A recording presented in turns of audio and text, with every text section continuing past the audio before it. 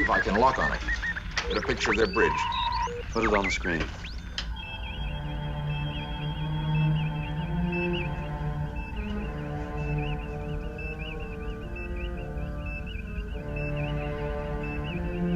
You know what we all need after 10 episodes of Star Trek Picard that were stuffed full of Romulans?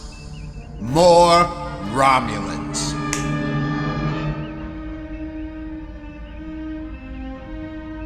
It's time to go back in time even further to Star Trek the original series and spend some quality time with our original Trek captain, James Tiberius Kirk.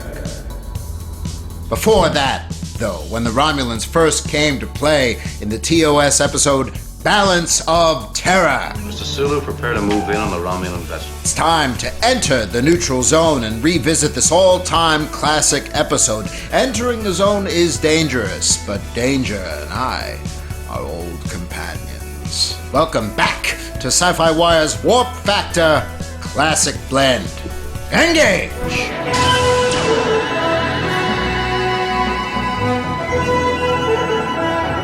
Prepare for a mission briefing. Prepare for a mission briefing. This episode first aired in 1966, but if you haven't seen it, it's new to you. If you're really waiting for the right time to watch it fresh, then all crew to spoiler station, shields up, and because 1966, yellow alert. It's time for a wedding. Captain James T. Kirk of the USS Enterprise is about to officiate the marriage of two crew members before he gets word that Earth Outpost 4 is under attack. The nuptials get put on hold. The outpost is destroyed, and the Enterprise investigates things along the neutral zone, a border that was established after the Earth-Romulan conflict over a century earlier. Because visual communication was not possible at that time, no one knows what the members of the Romulan Star Empire actually looked like. The Romulan warbird that destroyed the outpost is using an invisibility screen, but thanks to an ill-advised code being sent out from the warbird, Kirk and company can see their bridge. Surprise! Romulans look exactly like Vulcans. We're also shocked to find out that there's gambling going on in here. Spock theorizes that Romulans could be a warlike offshoot of the Vulcans of old and that they are most likely dangerous. He advises Kirk to attack. Kirk does.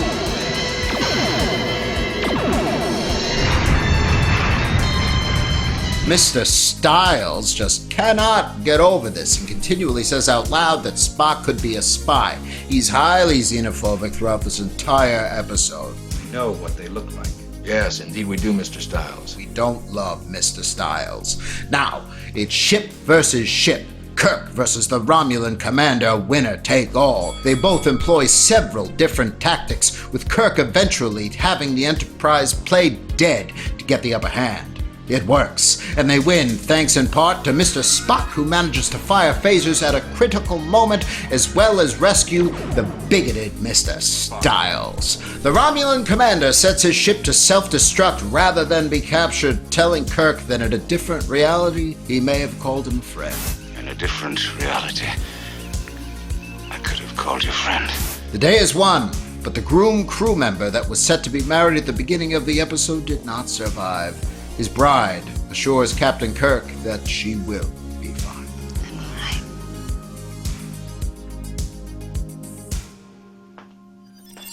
Look at his eyes uncovered! Does this episode add all kinds of secrets and lore to the canon of Trek? Does Captain Janeway enjoy a good cup of coffee? There's coffee in that nebula. Big yes to both questions. Even though both Enterprise and Discovery have had their fun with history, everything established in this episode still holds up. Mostly. It does. Mostly. Pretty much everything. Just like the crew of the Enterprise, this was the first time that we ever saw the Romulans. The Romulan Star Empire was shrouded in secrecy before this moment, to the point where seemingly no one knew that the Romulans looked like Vulcans or were cut from the same cloth. Spock was not aware of the connection himself, but hundreds of years prior to this, some Vulcans were definitely aware. In the Enterprise episode The Forge, Romulans are having some fun with internal Vulcan politics, and some high-up Vulcans definitely knew.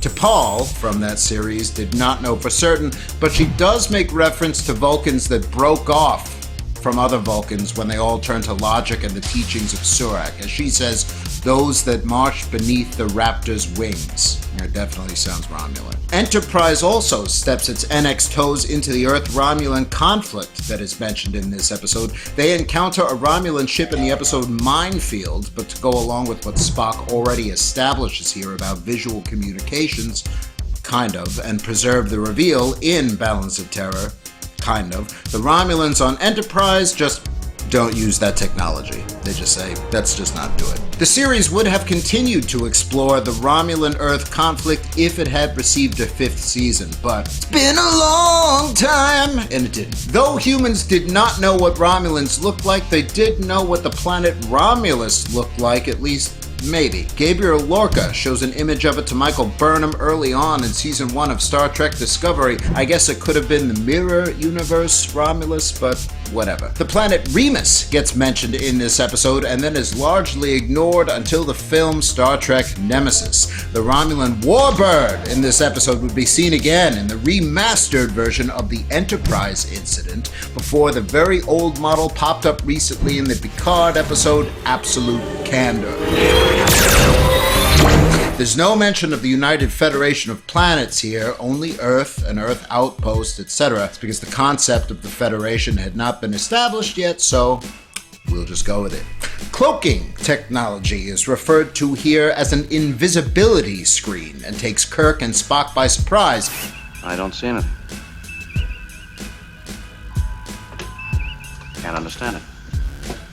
Visibility is theoretically possible, Captain. Selective bending of light, but the power cost is enormous. More recent shows that took place prior to this one but were made after it tried to have the best of both worlds.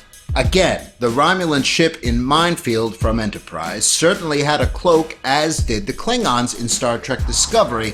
Now, the Discovery was able to break those cloaks completely, so it is likely that particular brand of cloaking was rendered obsolete, and the sleeker, faster, funnier Romulan cloak, or invisibility screen, is a different cup of coffee altogether. Romulans and Klingons continually shared cloaking technology seen in the TOS Season 3 episode The Enterprise Incident, and also presumably just stole it from each other. The Federation continually finds ways to break through these ever-growing cloaks. Picard and Data managed to do it on the Next Generation, and then in Star Trek Nemesis, Geordi remarks how the cloaking device on Shinzon's scimitar is perfect. Not all cloaks or invisibility screens are created equal, it would seem. This is the only time we see the phaser control room on the USS Enterprise, and references to it are also gradually phased out. The helmets worn by most Romulans on this series would stay because they save money on prosthetic ears. When Picard officiates a wedding in the TNG episode Data's Day, he practically repeats the same words that Captain Kirk uses for the wedding here, beginning with, Since the days of the first wooden vessels, all shipmasters have had one happy privilege. Not that happy privilege. Come on. We are Starfleet. Head out of the gutter. Come on. The entire episode is blatantly a ripoff on submarine films, especially the 1957 movie The Enemy Below. It also has the distinction of being the first episode to feature actor Mark Lenard, who is so great here as the Romulan commander, he would go on to play the more regular role of Spock's father, Sarek. Lenard also appeared as a Klingon, one of the first seen with 4 head ridges in the opening scene of Star Trek the Motion Picture. Because of this, Mark Lenard has the honor of acting the Trek triple play, portraying a Klingon, a Romulan, and a Vulcan. Earl Grey never fails. Earl Grey never fails. And neither captain in this episode fails to give classic quotes. Probably one of the more famous quotes in all of Star Trek comes from Captain Kirk in this episode with his rebuke of Mr. Styles, as he says, Well, here's one thing you can be sure of, mister. Leave any bigotry in your quarters. There's no room for it on the bridge. Yeah, leave it in your quarters, or maybe leave it off the ship completely, or maybe leave Mr. Styles off the ship completely. Just a thought. Almost every line from the Romulan commander also is a winner, perhaps because Mark Leonard is so brilliant in the part, but my personal favorite has got to be... Oh, Commander. How?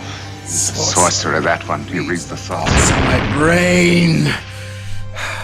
People say that about me all the time. Since the days of the first wooden vessels, Earl Grey has never failed.